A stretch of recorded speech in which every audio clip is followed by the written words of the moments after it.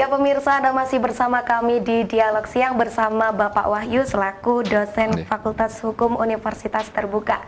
Ya Bapak, tadi kita sudah membahas bagaimana cara masuk di Universitas Terbuka. Ternyata memang tidak ada pembeda ya untuk berbagai kalangan usia, sama tinggal melengkapi ketentuan-ketentuan apa saja yang memang sudah ditetapkan oleh Universitas Terbuka. Nah, untuk masalah biasanya masuk ke perguruan tinggi ini kan melalui tes ya Pak ya. Ada yang mungkin di awal melalui nilai-nilai raport atau nilai-nilai yang lain, ada jalur prestasi juga ya Pak ya. Nah, untuk di Universitas Terbuka sendiri ini apakah harus melalui proses tes dulu atau bagaimana Pak? Untuk proses penerimaan mahasiswa itu hanya dibedakan antara mahasiswa yang undergraduates, itu mahasiswa sampai tingkatan strata 1. Nah, itu beda dengan masuk yang ke pasca, gitu, yang graduates program. Nah, untuk yang strata 1 itu tidak ada persyaratan khusus kaitannya dengan tes entry-nya, tidak ada. Sehingga yang disyaratkan hanya persyaratan administrasi saja. Nah, persyaratan administrasi itu tentu kaitannya dengan ijazah ya, utama yang paling prinsip. Ijazah yang betul-betul harus dilegalisir, begitu. Kemudian kalau bagi guru itu harus dilengkapi dengan surat keterangan guru dan sebagainya, karena itu syarat mutlak, begitu. Itu untuk yang strata 1. Itu termasuk yang diploma ya, seperti itu, tergantung dia masuk di keguruan atau yang bukan. Gitu ya. Nah, tapi untuk yang program strata 2 atau yang pasca itu ada tes memang, gitu. Jadi tes masuk, begitu. Nah, kemudian dia harus melengkapi uang pendaftaran pertama juga, begitu. Nah, sehingga barulah di situ nanti diuji apakah kemampuan, begitu, potensial akademiknya itu mencukupi apa tidak, begitu. Berarti memang untuk tes sendiri hanya ada ketika kita ingin melanjutkan ke strata 2 pasca sarjana itu ya Pak ya. Untuk strata 1 tidak ada tes, hanya melengkapi itu tadi berkas-berkas yang sudah ditentukan. Untuk tadi kan ini Pak, prinsipnya adalah menjangkau yang tidak terjangkau. Nah, mungkin bisa lebih diperjelas lagi Pak, sistemnya di Universitas Terbuka ini seperti apa? Atau mungkin tidak perlu berkuliah di gedung seperti itu, seperti pada umumnya ya Pak ya? Atau seperti apa Pak? Bisa mungkin diperjelas lagi. Jadi ini relevansinya kaitannya dengan fleksibilitas ya, keluasan di dalam belajar. Mahasiswa itu mempunyai kewenangan yang otonom, begitu, mandiri untuk menentukan cara belajar apa yang paling cocok bagi mereka. Ada mahasiswa yang tidak siap dengan belajar mandiri, maunya ya dibimbing, dikasih, begitu.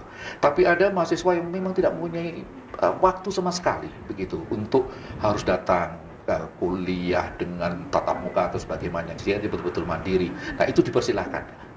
Jadi intinya bahwa bagi kelompok-kelompok mahasiswa yang menghendaki harus ada bimbingan, mereka diberikan fasilitas kegiatan tutorial, gitu. Nah, sistem proses belajar mengajar tutorial ini itu pada prinsipnya 8 kali pertemuan dalam 1 semester. Ada 8 kegiatan tutorial. Nah, mereka bisa mengikuti program itu tentu dengan mendaftar, mencantumkan bahwa mereka mau mengikuti tutorial itu. Ditawarkan ada 2 bahasa saya katakanlah skema, begitu ya, di dalam mengikuti tutorial ini. Apakah mereka mau ikut hanya tutorial tatap muka saja, atau mereka mau mengikuti tutorial yang sifatnya online, yang disebut dengan tutorial elektronik, gitu. Nah, itu boleh, dua-duanya juga boleh, salah satu juga boleh, sehingga sangat fleksibel sekali untuk memenuhi itu, begitu. Itu semua mahasiswa itu wajib ke sana. Nah, kemudian dari situlah para tutor, begitu, yang sudah dilatih, sudah distandarisasi, disertifikasi, begitu, kemampuan mereka sebagai tutor, karena memberikan pembelajaran terhadap mahasiswa UT itu berbeda dengan mahasiswa yang biasa atau kan konvensional itu. Nah, dari situlah kemudian proses pembelajaran itu dilakukan, gitu. Hingga nanti ketemu, ada di situ tentu ada latihan-latihannya, gitu ya. Di situ juga ada tugas-tugas yang diberikan, yang pada prinsipnya setiap 1 semester itu dengan 8 kali pertemuan itu ada 3 tugas yang harus diselesaikan.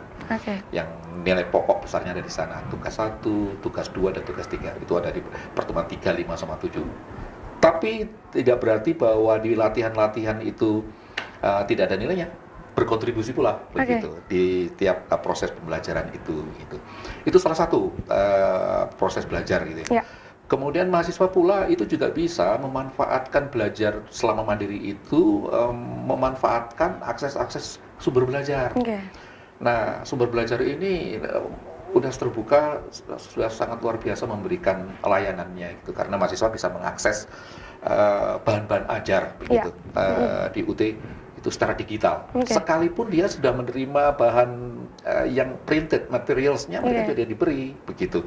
Sehingga ini juga untuk bisa mengatasi persoalan-persoalan logistik. Dulu itu kita mengalami kesulitan kadang-kadang yang di tempat paling jauh, kita jangan bicara ada di Jawa, kita bicara ada di Kalimantan, kita bicara di Irian gitu.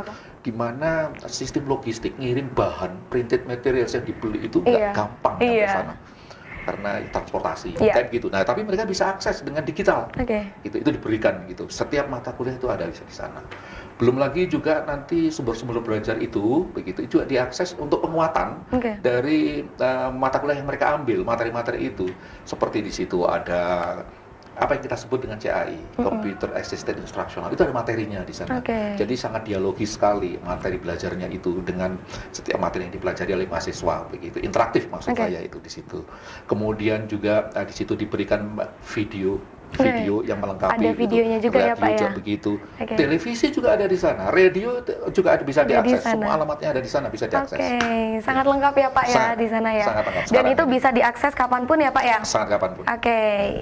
Ya mungkin itu tadi fasilitas yang ditawarkan dari Universitas Terbuka ya Pak ya. Jadi tidak hanya print out-nya atau hard file-nya, namun bisa diakses melalui digital. Sehingga dimanapun Anda berada, ketika Anda menjadi mahasiswa di Universitas Terbuka, Anda bisa mengakses data-data pembelajaran yang ada di Universitas Terbuka. Ya pemirsa, kami masih akan melanjutkan perbincangan lain seputar tentang Universitas Terbuka seusai jeda. Jangan kemana-mana.